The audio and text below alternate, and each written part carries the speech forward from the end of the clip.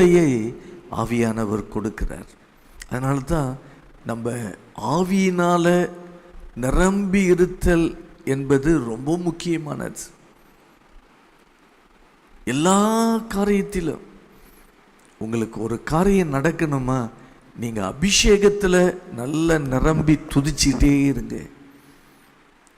ஆவியானவர் விடுதலையை கொடுப்பார். அதற்கு தான் இயேசு கிறிஸ்து பரிசுத்தாவிக்காக காத்திருக்கும்படி அவர் சீஷர்களை பார்த்து கேட்டுக்கொண்டார். பரிசுத்த ஆவி உங்களிடத்தில் வரும்பொழுது நீங்கள் பலனடைந்து சாட்சிகளாக இருப்பீங்க. நீங்கள் விடுதலையோடு நீங்கள் வாழ்வீங்க. ஆவியானவர் வரும்பொழுது விடுதலையை அவர் கொடுக்கிறார். 2 கொரிந்தியர் 3:17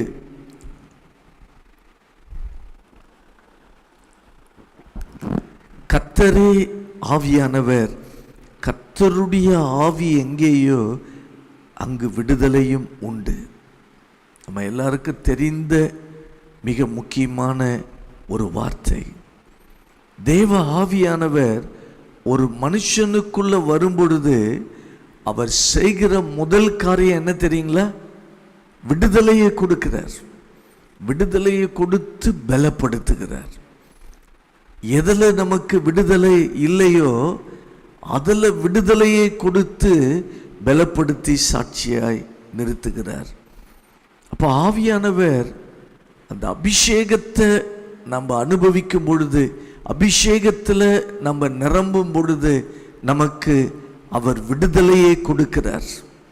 கர்த்தருடைய ஆவியானவர் எங்கேயோ விடுதலை உண்டு.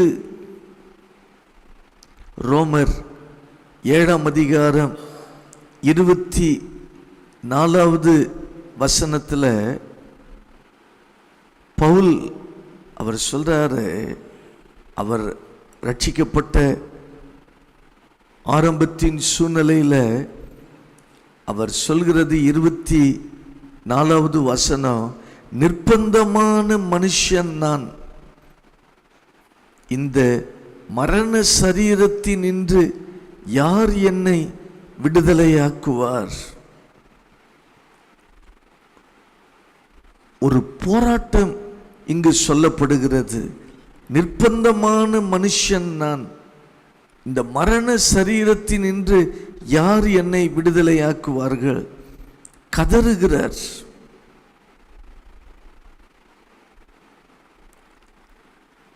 சில உள்ளங்கள் அப்படி கதறிக்கொண்டு இருக்கலாம். என்னால் இந்த சுபாவத்தை விட முடியவில்லையே, நான் ஒரு நிர்பந்தமான மனுஷியா இருக்கிறேனே, இந்த பாவத்தை என்னால் விட முடியவில்லையே, நான் ஒரு நிர்பந்தமான நபராய் இருக்கிறேனே, அப்படி ஏங்குகிற தேவ பிள்ளைகள் உண்டு. உங்கள் உள்ளத்தில் கூட அப்படிப்பட்ட ஏக்கங்கள் இருக்கலாம். யார் விடுதலை தரக்கூடும்? ஆண்டவரை ஏற்றுக்கொண்ட பிறகு ஆண்டவருக்கு பிரியமாய் வாழ்வதற்கு இந்த பவுல் அப்போஸ்தலனுக்கு விருப்பம் இருக்கிறது. ஆனால் ஆண்டவருக்கு பிரியமாக வாழ முடியல. நான் நிர்பந்தமான மனுஷன்னு சொல்கிறார். இதே ரோமர் 7:15 சொல்லும் பொழுது, எப்படி எனில் நான் செய்கிறது எனக்கே சம்மதி இல்லை, நான் விரும்புகிறதை செய்யாமல் நான் வெறுக்கிறதையே செய்கிறேன். பரிசுத்தமாக வாழ நினைக்கிறேன், ஆனால் பாவம் செய்து விடுகிறேன். என் சரீரத்தில் போராடுகிற ஒரு பாவ பிரமாணம் இருக்கிறது என்பதை நான் அறிகிறேன்னு சொல்றார். அதை 23வது வசனத்தில் சொல்கிறார். ஆகிலும் என் மனதின் பிரமாணத்துக்கு விரோதமாய் போராடுகிற வேறொரு பிரமாணத்தை என் அவயவங்களில் இருக்க காண்கிறேன். அது என் அவயவங்களில் உண்டாயிருக்கிற பாவ பிரமாணத்துக்கு என்னை சிறையாக்கி கொள்கிறது. பாவ பிரமாணம் என்னை சிறைப்படுத்தி விடுகிறது, என்னால பரிசுத்தமாய் வாழ முடியவில்லை. இதுதான் பவுலுடைய ஏக்கம், இதுதான் அவருடைய பெரிய பிரச்சனை. ஆண்டவரை இரட்சகராய் ஏற்றுக்கொண்ட பிறகு பவுல் சந்தித்த பெரிய போராட்டம் இந்த போராட்டம் தான். இந்த பாவத்தை ஜெயிக்க முடியலையே. இந்த காலை நேரத்தில் அப்படிப்பட்ட போராட்டத்தோடு யாராவது இருப்பீங்கன்னா உங்களுக்கு ஒரு நற்செய்தியை சொல்கிறேன். கர்த்தருடைய ஆவி எங்கேயோ அங்கு விடுதலை உண்டு. அந்த விடுதலையை இந்த பவுல் பார்த்தார். ரோமர் 8ஆம் அதிகாரம் 2வது வசனத்தில் கிறிஸ்து இயேசுவினாலே ஜீவனுடைய ஆவியின் பிரமாணம் என்னை பாவம் மரணம் என்பவைகளின் பிரமாணத்தினின்று விடுதலையாக்கிற்றே. கிறிஸ்துவின் ஜீவனின் ஆவியின் பிரமாணம், ஆவியானவருடைய பிரமாணம், ஆவியானவர் அபிஷேகம் வந்த பிறகு அங்கு விடுதலை உண்டாகிறது. அதைத்தான் நம்ம வாழ்க்கையில் தெளிவாய் நம்ம அறிந்து கொள்ள வேண்டும். ஆவியின் பிரமாணம் இந்த பாவ பிரமாணத்தினின்று விடுதலையாக்கக்கூடியதாக இருக்கிறது.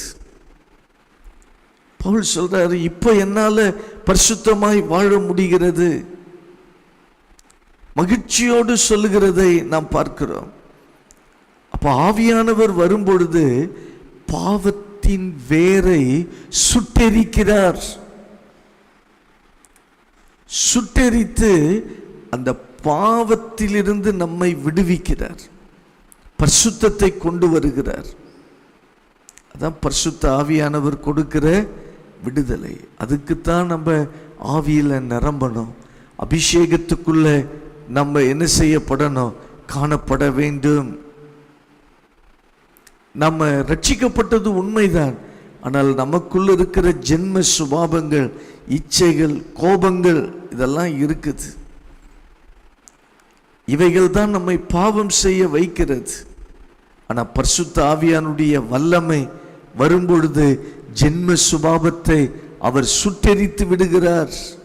பாவத்தின் வேரையே சுட்டெரித்து விடுகிறார். நமக்கு உறுதியான ஒரு பரிசுத்த வாழ்வை அவர் நமக்கு கொடுக்கிறார். இது ஆவியானவர் கொடுக்கிற முதல் விடுதலை. எதில் விடுதலையை கொடுக்கிறார்? இந்த பாவ சரீரத்தில் இருந்து நமக்கு விடுதலையை கொடுக்கிறார். ஆவியின் பிரமாணம் நம்மை விடுதலையாக்குகிறது. பாவ பிரமாணம் அது நம்ம பாவத்துக்குள்ள அடிமையாக்குகிறது. நம்ம அதையே பார்த்து கொண்டிருந்த விடுதலை அடைய முடியாது. நல்ல ஆவியில நிரம்பி அந்நிய பாஷைகளை பேசி பேசி பேசி ஆவியின் பிரமாணத்தினால இந்த பாவம் மரணம் என்கிற பிரமாணங்களிலிருந்து விடுதலை நம்ம அனுபவித்து கொண்டே இருக்கணும். முதலாவது. ரெண்டாவது, நாம் பரிசுத்த ஆவியில ஜெபிக்க ஜெபிக்க நமக்கு அவர் கொடுக்கிற விடுதலை என்ன தெரியுங்களா? தெய்வீக சுபாவங்கள்ல வாழ்வதற்கு விடுதலையை கொடுக்கிறார். நம்ம தெய்வீக சுபாவங்கள்ல வாழணும். தெய்வீக சுபாவங்கள் அப்படின்னா என்ன?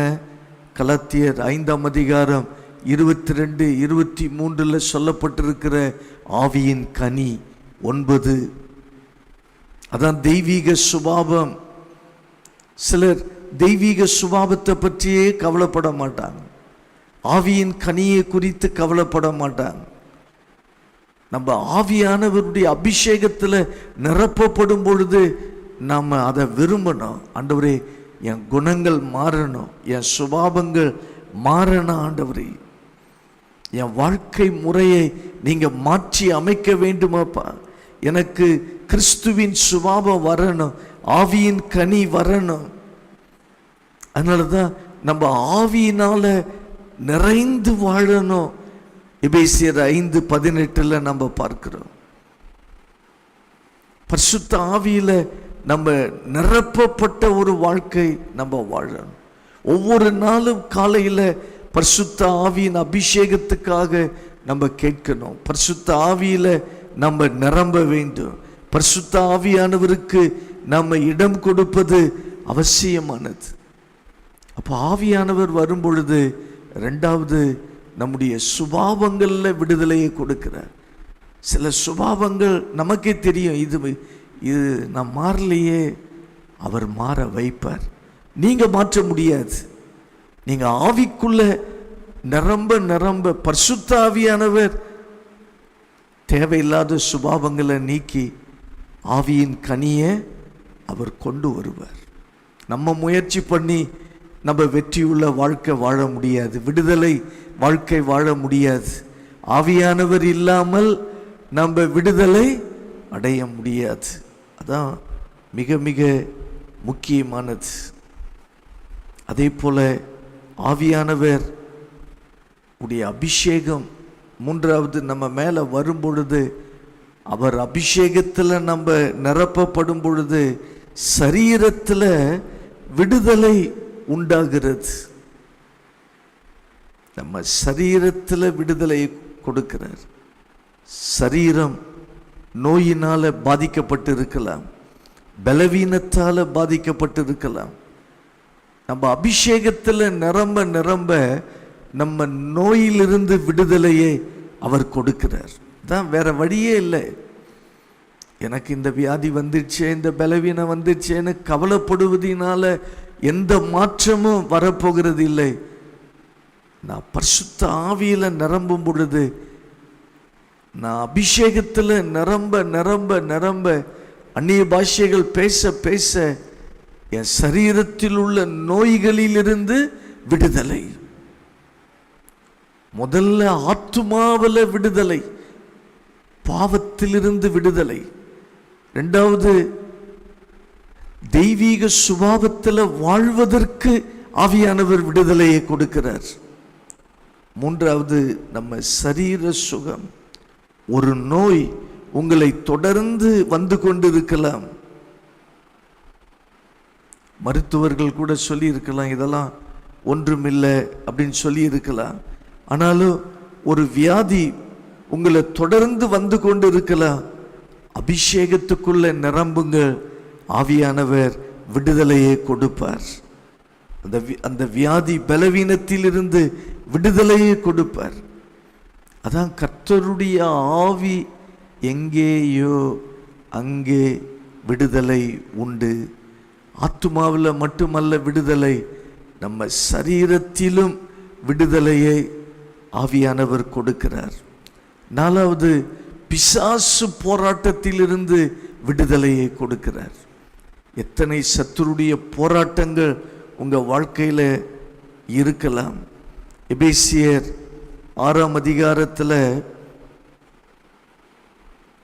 11வது வசனத்தில், நீங்கள் பிசாசின் தந்திரங்களோடு எதிர்த்து நிற்க திராணி உள்ளவர்களாகும்படி தேவனுடைய சர்வாயுத வர்க்கத்தை தரித்து கொள்ளுங்கள். ஏனெனில் மாம்சத்தோடும் இரத்தத்தோடும் அல்ல, துரைத்தனங்களோடும் அதிகாரங்களோடும் இப்பிரபஞ்சத்தின் அந்தகார லோகாதிபதிகளோடும் வானமண்டலங்களில் உள்ள பொல்லாத ஆவிகளின் சேனைகளோடும் போராட்டம் உண்டு. அப்போ போராட்டம் இருக்குது. அப்போ என்ன செய்யணும்?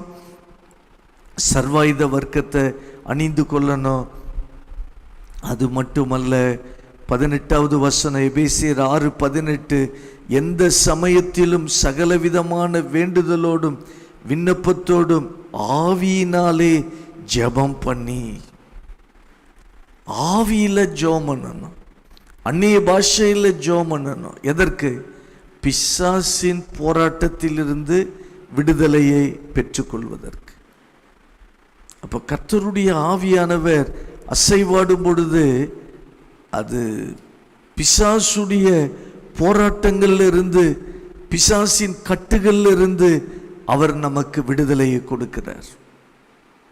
அதனாலதான் ஆவியில நம்ம ஜெபிக்க வேண்டும். அப்போ ஆவியானவர் வரும் பொழுது அந்த விடுதலை அவர் நமக்கு கொடுக்கிறார். அதே போல எந்த விஷயங்கள் தனிப்பட்ட சூழ்நிலை, உங்கள் குடும்பத்தின் சூழ்நிலை எதுவானாலும் சரி. இப்போ உங்கள் வேலையில் ஒரு பிரச்சனைன்னு வைங்களேன், நீங்கள் ஆவிக்குள்ளே ஜெபம் பண்ணும் பொழுது ஆவியானவர் அசைவாடி விடுதலையை கொடுத்துருவார். அவரால் விடுதலையை கொடுக்க முடியும்.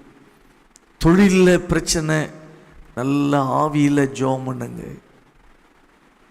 விடுதலையை கொடுத்துருவார்.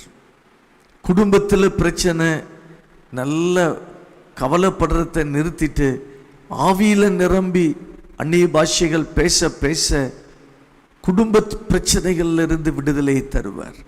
குடும்பம் ரட்சிக்கப்படணும், ஆவிக்குள்ள நிறைந்து நீங்க அந்நிய பாஷை பேச பேச குடும்பத்தில் உள்ளவர்களை கர்த்தர் ரட்சிப்பார். விடுதலையை கர்த்தர் கொடுப்பார். விக்கிரக கட்டிலிருந்து விடுதலையை கொடுப்பார். ஆவியானவரால் விடுதலையை தர முடியும். அதான் வசனம் தெளிவாக சொல்கிறது, கர்த்தருடைய ஆவி எங்கேயோ அங்கு விடுதலையும் உண்டு.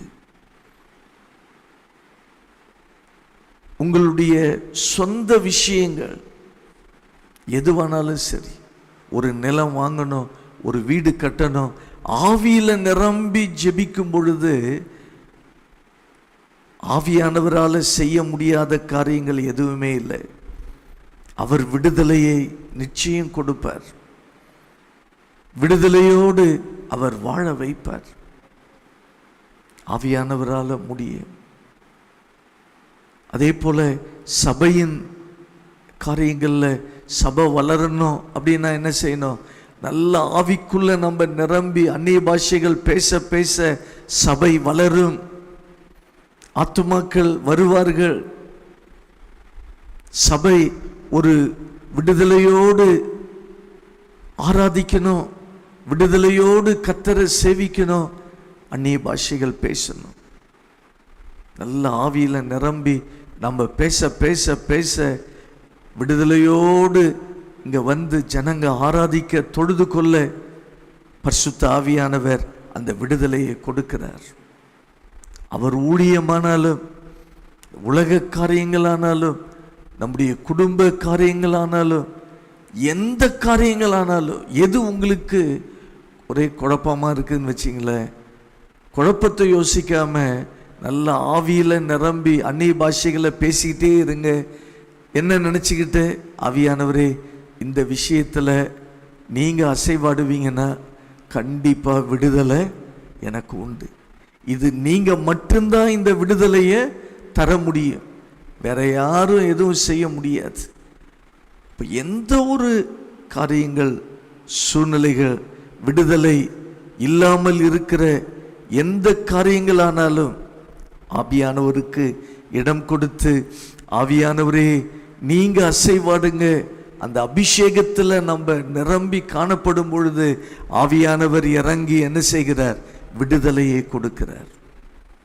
இப்போ நம்முடைய ஆவிக்குரிய காரியங்கள், சரீர காரியங்கள், பிசாசுடைய போராட்டங்கள், நம்முடைய உலகத்தின் காரியங்கள், சபையின் காரியங்கள், எந்த காரியங்கள் ஆனாலும் சரி, ஆவியானவர் அசைவாடணும், அவர் அபிஷேகத்துக்குள்ள நிரம்பணும், அங்கே அவர் விடுதலையை கொடுத்துருவார். நாம் ஜெபிப்போம். நல்ல ஆண்டவரே, உம்மை ஸ்தோத்திரிக்கிறோம், உம்மை துதிக்கிறோம். ஆவியானவர் விடுதலை கொடுக்கிறவர்.